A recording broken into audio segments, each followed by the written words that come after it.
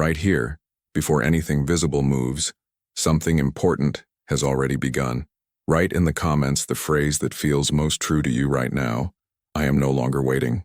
When you put that into words, you're not doing it for me.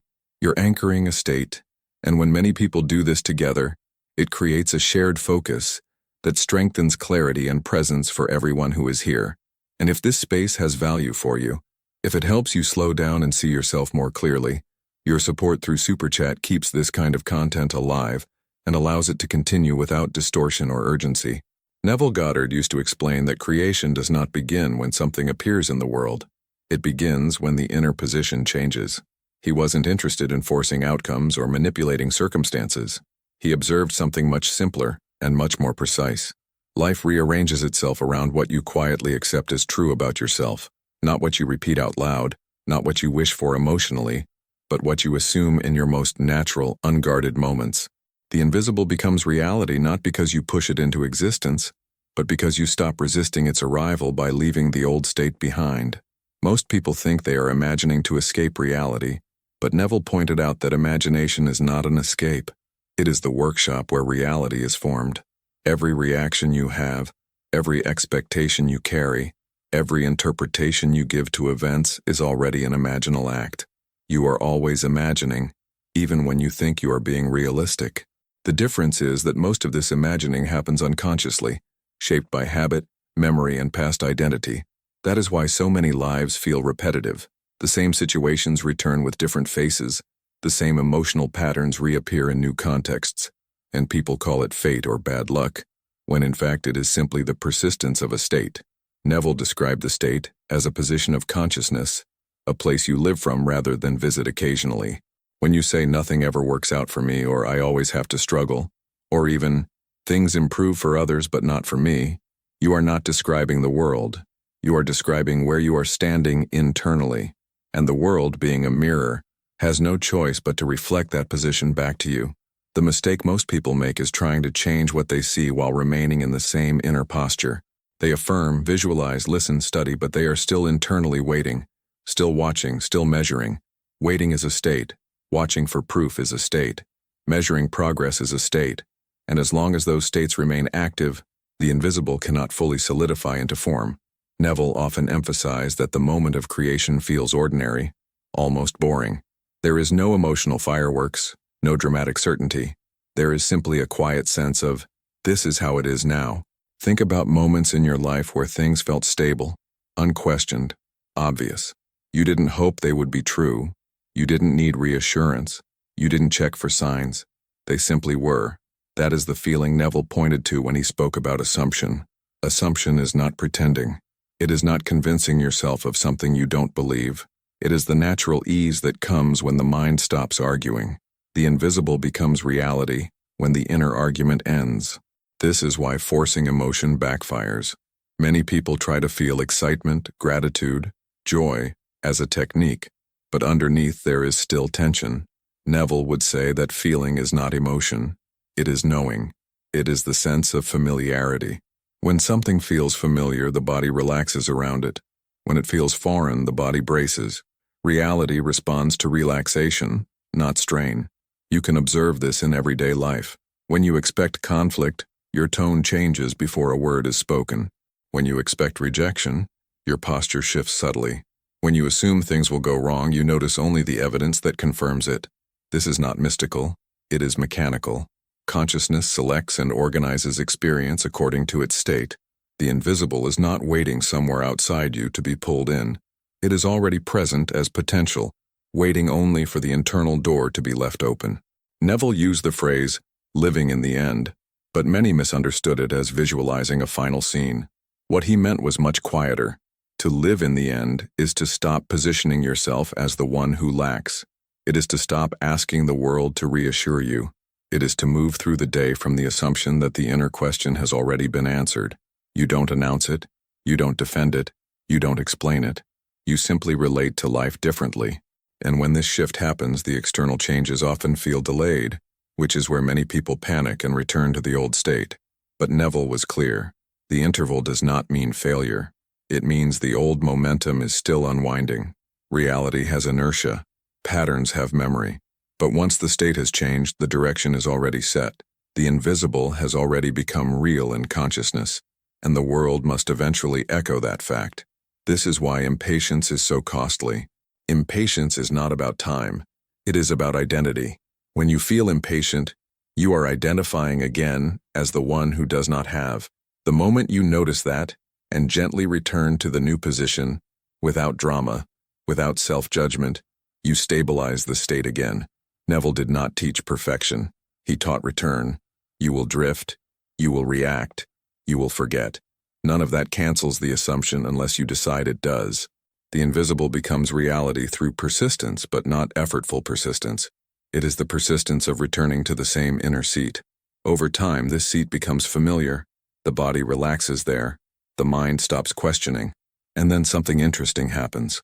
The world begins to reflect back not dramatic miracles, but subtle confirmations. Conversations shift.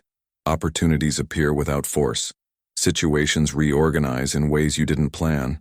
And because you are no longer watching anxiously, these changes feel almost normal when they arrive. This is the paradox Neville pointed to. The things you once wanted intensely arrive quietly, sometimes so quietly that you realize later they are already here. The invisible does not announce itself when it becomes reality. It simply blends into the ordinary. And when that happens, you understand why Neville insisted that imagination is the only reality, not as poetry, but as observation. The outer world is the echo. The inner world is the voice. Change the voice and the echo must follow, even if it takes a moment to return. There is a point where the mind begins to notice its own habits, not with criticism, but with a kind of calm curiosity. You catch yourself reacting the old way and, instead of spiraling, something inside pauses. Neville would say this pause is the doorway. It is the moment where consciousness is no longer fully identified with the former state. You are not suppressing thought, not fighting emotion, simply observing without merging. This alone begins to dissolve the old pattern. Most people believe change requires intensity, but intensity belongs to effort, and effort belongs to the state of not having.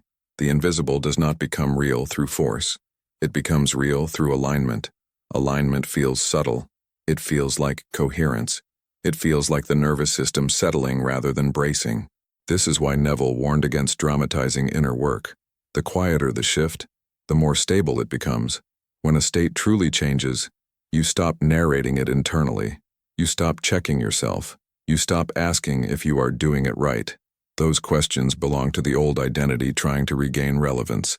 Neville observed that the former self does not disappear politely. It attempts to reassert itself through doubt, urgency, or false responsibility. It whispers that you should worry, that you should prepare for disappointment, that you should return to vigilance. But vigilance is not wisdom when it is rooted in fear. It is simply a refined form of waiting. The new state feels strangely neutral at first. There is no rush, no excitement, no sense of arrival, and this neutrality confuses people because they expect change to feel dramatic. But think about the things in your life that are already stable. You don't feel excitement about gravity holding you to the ground. You don't feel gratitude every time you breathe. Stability feels ordinary. That ordinariness is the signature of assumption. Neville said that the feeling of naturalness is the true sign of acceptance. When something feels natural, the mind stops negotiating with it. This is why affirmations fail when they are used as tools of persuasion. Repeating words while internally arguing only reinforces the argument. The words are not the creative force, the state is. Language merely reflects where you are standing. When the state shifts, language follows effortlessly. You notice your inner dialogue becoming simpler, fewer explanations, less justification, less rehearsal of imagined conversations. These are all signs that the identity is consolidating. The invisible is thickening into form. People often ask why reality seems to respond slowly. Neville answered this indirectly by pointing to habit.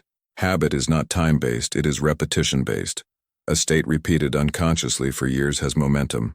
It does not reverse instantly, but it does not need to. Once the direction changes, the outcome is no longer in question. Only the timing remains, and timing itself is shaped by resistance. The more you relax into the new state, the faster the old expressions lose relevance. This is why Neville emphasized detachment from outcomes, not as indifference, but as trust in the law. Detachment is not giving up desire, it is giving up surveillance. The one who constantly checks is the one who doubts. And doubt keeps the old state active. The moment you stop monitoring, life finds its way to meet you. This often feels counterintuitive because the mind has been trained to believe that control equals safety. But control is only necessary when there is mistrust. When you trust a chair, you sit without checking if it will hold you. When you trust your own identity, you move without asking permission from circumstances. Neville was not teaching passivity, he was teaching authorship. The difference is subtle, but profound. Passivity waits for instruction. Authorship moves from inner authority. When the invisible becomes real, actions arise naturally, without strain. You say the right thing without planning. You take steps without forcing courage. Opportunities feel less like chances and more like confirmations. This is how reality reorganizes itself without effort. And because the process is quiet, many people miss it while it is happening. They are looking for signs, but the true sign is internal consistency. The way you speak to yourself when no one is listening, the way you interpret silence, the way you relate to uncertainty. When those change, the external world is already late. Neville would often say that creation is finished. This does not mean everything has already happened in time, but that every possible state already exists in consciousness. You do not create outcomes, you select positions. And selection happens through identification. The invisible becomes reality when you stop identifying as the one who is waiting to become someone else. The moment you feel at home where you are internally, the world begins the work of relocation. Not because you demanded it, but because it has no alternative. Consciousness is the cause. Reality is the effect. And effects never argue with causes. At a certain stage, you may notice that even the desire to apply the teaching fades. This is not failure, it is integration. Neville spoke often about the danger of turning truth into technique. The moment something becomes a technique, it implies effort, and effort implies distance. When the invisible is truly becoming reality, there is less doing and more being. You are not reminding yourself constantly of who you are. You are simply responding from that position. This is why so many people misunderstand persistence. They think persistence means repeating an idea over and over. But Neville meant persistence of state, not persistence of words. Words can change 1,000 times. The state must remain the same. You can observe this in ordinary confidence. A confident person does not repeat affirmations about confidence all day. They move, speak, and decide from that assumption without naming it. The same applies here. When you have accepted something internally, your behavior shifts without effort. You stop over-explaining. You stop justifying your choices. You stop shrinking in anticipation of reactions that have not even happened. This is not arrogance, it is coherence. The nervous system aligns with the assumption, and the body becomes an ally instead of a battleground. Neville understood this intuitively, long before modern psychology spoke about regulation and embodiment. He knew that belief is not held in the intellect alone. It is lived in posture, tone, timing, and presence. This is why the invisible becomes reality through subtle consistency rather than dramatic acts. Many people sabotage themselves at this stage because the absence of struggle feels unfamiliar. They mistake calm for stagnation. They think that if they are not emotionally invested, nothing is happening. But Neville pointed out that the seed grows in darkness and silence. You do not dig it up every day to check its progress. You trust the law of growth. In the same way, once a state is assumed, life begins to reorganize beneath the surface. Old connections weaken, new alignments form. Circumstances that once felt rigid begin to soften, not because you confronted them, but because the consciousness sustaining them has shifted. This is also why some people experience a temporary sense of emptiness during transition. The old identity no longer fits, but the new expressions have not fully appeared yet. Neville would not see this as a void, but as fertile ground. The mind, however, dislikes uncertainty. It tries to fill the space with old narratives or new anxieties. This is where patience becomes crucial. Not patience as waiting, but patience as non-interference. You allow the process to unfold without reclaiming control. The invisible does not need supervision. It needs permission, and permission is given when you stop questioning the validity of your own inner experience. Neville often reminded his students that the world of Caesar is secondary. What matters is the world of consciousness. When you give priority to inner alignment over outer reassurance, you invert the old hierarchy. You no longer ask reality to define you. You define reality by the position you occupy within yourself. This does not mean ignoring practical action. It means action flows from identity, not from fear. When the state is correct, the right actions feel obvious, even mundane. They do not feel heroic. They feel timely. This is another reason people miss the moment when the invisible becomes real. They expect a grand event, but reality often arrives through small natural adjustments. A conversation that goes differently, a decision made without hesitation, a door that opens because you are no longer pushing against it. Neville's genius was in revealing that the drama belongs to the ego, not to creation. Creation is efficient. It wastes no energy. Once the assumption is fixed, the result is inevitable. The only variable is how long the mind continues to oscillate between states. Every time you return to the old identity, you slow the echo. Every time you gently reseat yourself in the new position, you stabilize it. This is not about discipline. It is about familiarity. Over time, the new state becomes home. And when something feels like home, you do not question whether you belong there. You move freely. You rest. You act when needed. And the world responds not because you asked it to, but because it recognizes the authority of consciousness that no longer seeks permission. There comes a moment when even the question, "Is this working?" no longer arises. Not because everything has resolved visibly, but because the inner position has stabilized enough that doubt loses its grip. Neville would describe this as the Sabbath, the mental rest that follows assumption. It is not sleep, and it is not indifference. It is the quiet certainty that the matter has been decided internally. When this happens, you may notice that your attention naturally shifts back to living. You become present with ordinary tasks. You listen more fully. You respond instead of react. The mind is no longer preoccupied with managing outcomes, and this frees an enormous amount of energy. This is often when external movement begins, though many people are too busy living to notice it immediately. Neville warned against looking for signs because signs follow. They do not precede. The desire to look is itself a sign that the state has not fully settled. When the state settles, curiosity about timing fades. You are not suppressing it. It simply no longer feels relevant. This is the difference between resignation and acceptance. Resignation carries heaviness. Acceptance carries lightness. Acceptance feels like standing on solid ground after a long period of shifting. The invisible becomes real when the ground beneath you feels firm, even if the scenery has not yet changed. Another subtle marker of this shift is how you relate to other people. When the old state was active, interactions may have felt charged.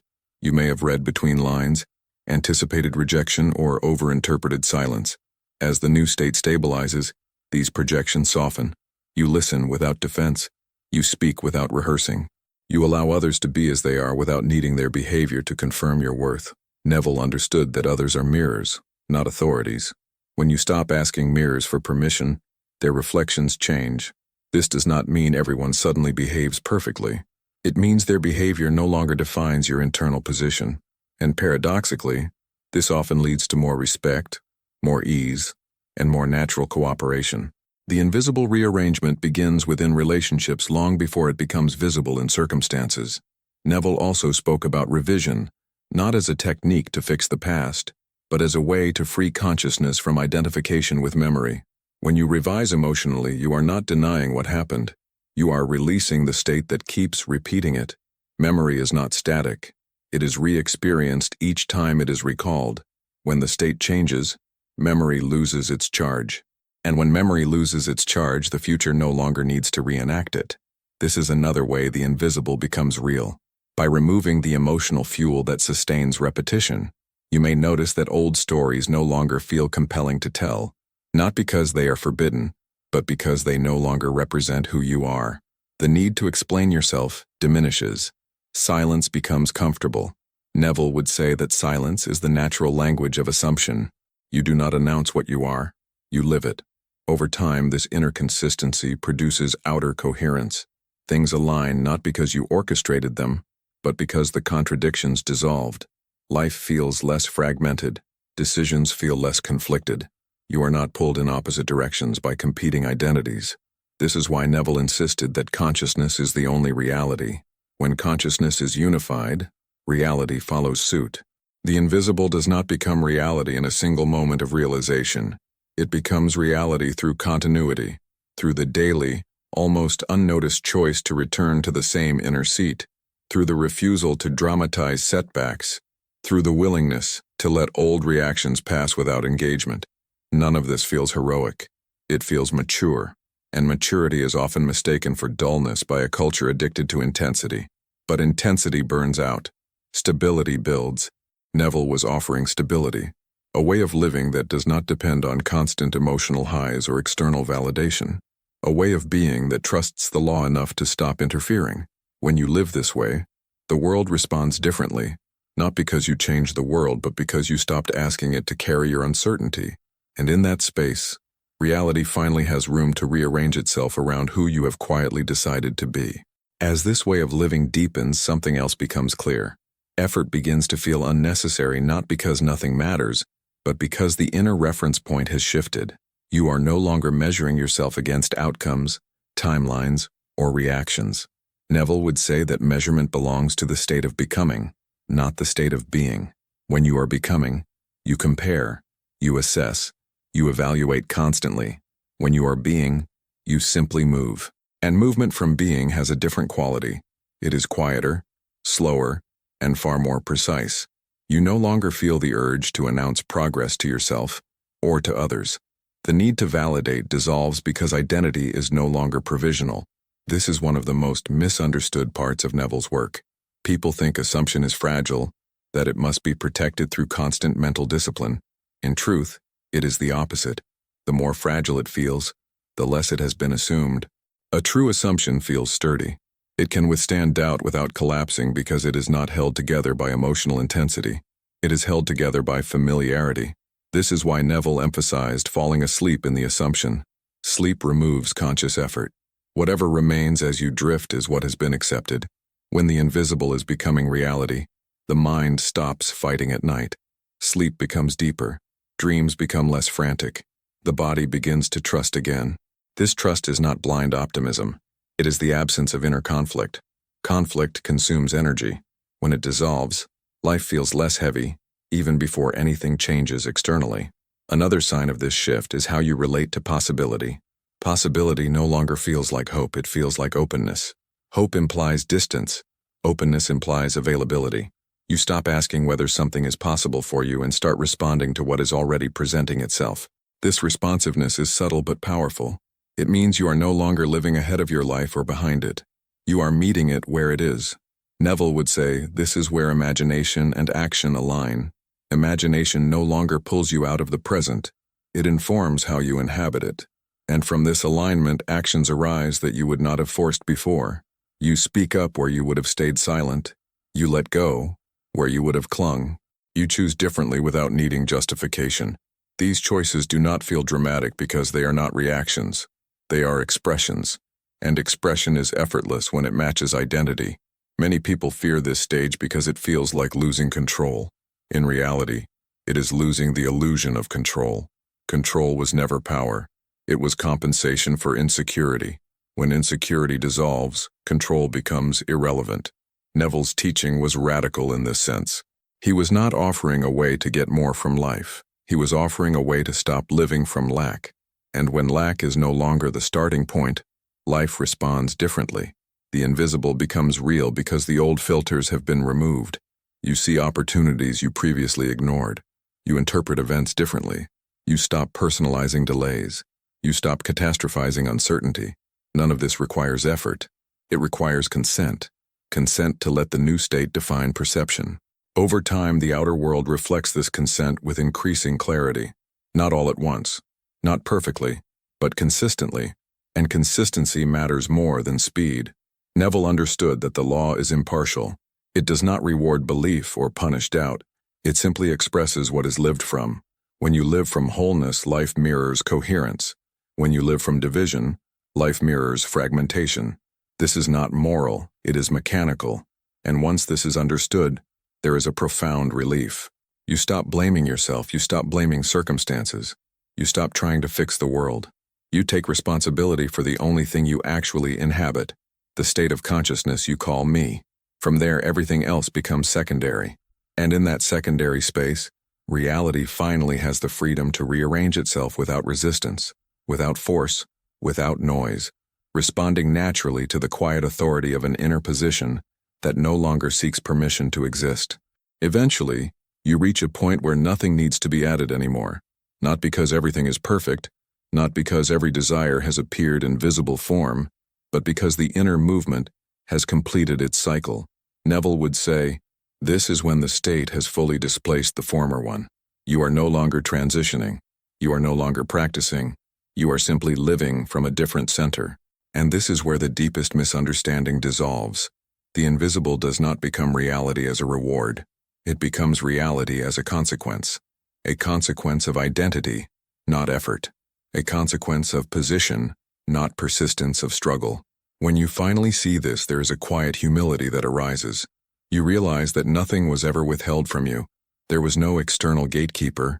There was only an inner stance that had not yet softened enough to allow life to reorganize. Neville never promised a life without challenges. He promised clarity about where challenges originate and how they dissolve. From this clarity, you stop fearing contrast. Contrast no longer feels like proof of failure. It feels like residual momentum passing through. You meet it without panic. You do not rush to interpret it. You allow it to complete itself. And because you are no longer feeding it with identity, it fades. What remains is a sense of internal authorship. Not control, not domination, but authorship. You recognize yourself as the one who occupies the state from which experience flows. This recognition is not empowering in an explosive way. It is grounding. It settles you into your own life. You stop living as if something essential is missing. You stop postponing yourself. You engage with the present without bargaining. Neville's work ultimately leads here, not to manifestation as spectacle, but to manifestation as coherence. Life begins to make sense not because it becomes predictable, but because you are no longer at odds with it. The invisible becomes reality when the division between inner and outer collapses, when what you assume quietly aligns with how you move, speak, choose, and rest. At that point, results are no longer chased. They arrive as confirmations, and when they do not define you. They simply reflect you. This is why Neville insisted that imagination is the only reality, not because the world is unreal, but because the world is responsive. It answers the question your consciousness is constantly asking without words. Who am I being right now? When that question stabilizes, the answer no longer changes. And when the answer no longer changes, reality finally follows suit. Not dramatically, not loudly, but faithfully.